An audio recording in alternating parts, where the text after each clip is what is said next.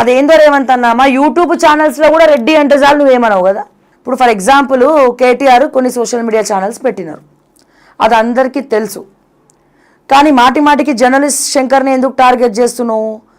Journalist Shankar BC కాబట్టి.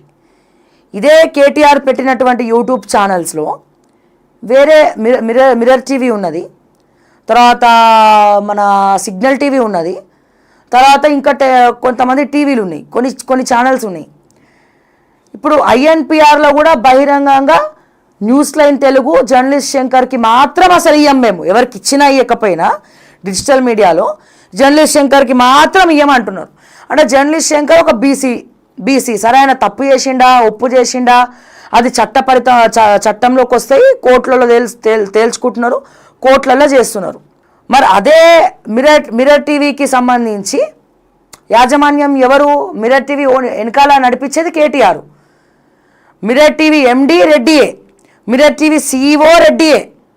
అట్లాగే అందుకని వాళ్ళ దగ్గర అరెస్టులు. మరి వాళ్ళు కూడా వన్ సైడ్ వార్తలే కదా, మరి వాళ్ళు కూడా కేటీఆర్కి పనిచేస్తున్న వాళ్ళే కదా. జర్నలిస్ట్ శంకర్ ఎట్లయితే కేటీఆర్కి పనిచేస్తుండో, బీఆర్ఎస్కి అనుకూలంగా వార్తలు మాట్లాడుతుండో, వాళ్ళు చేసేది కూడా గదే కదా. ఈయన అల్లం ఎందుకు అయ్యండు, వాళ్ళు బెల్లం ఎందుకు అయ్యండు? రెడ్డి అనే ఒక ట్యాగ్ ఉందనా? నేను ఏదైనా నిజం నిర్భయంగా మాట్లాడతా. నేను ఎందుకు ఆపేసినారు? మళ్ళీ ఇక్కడ కూడా మళ్ళీ వివక్ష, కుల వివక్ష. రెడ్డి అని ఉంటే చాలిగా, ఇక మేము ఏం చేయం, వాళ్ళ జోలికి పోం మేము. రెడ్డి అని ఉంటే చాలిగా ఏం చేయము. వాళ్ళు స్కాములు చేయని, వాళ్ళు దొంగతనాలు చేయని, కొంతమంది వాళ్ళు ఏం చేయని, మేము వాళ్ళ జోలికి పోం. అంతే కదా రేవంత్ అన్న? వీళ్ళకో న్యాయం ఉంటుంది, వాళ్ళకో న్యాయం ఉంటుంది. All are equal in the eyes of law కదా.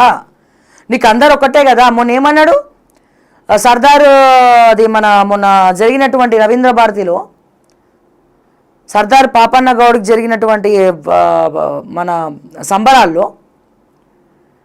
మహేష్ కుమార్ గౌడ్ గారు ఏమని పిలిచినారు మిమ్మల్ని? షాక్ అయినవులే. రేవంత్ రెడ్డి అనబోయి రేవంత్ గౌడ్ అన్నాడు నిన్ను. మా రేవంత్ గౌడ్ గారికి ఎందుకని? గౌడ సామాజిక వర్గానికి సంబంధించినటువంటి మీటింగ్కి నువ్వు సంబరాలకి అటెండ్ అయినావని. మరి ఎందుకు ఇక్కడ ఎందుకు మరి వివక్ష నీకు?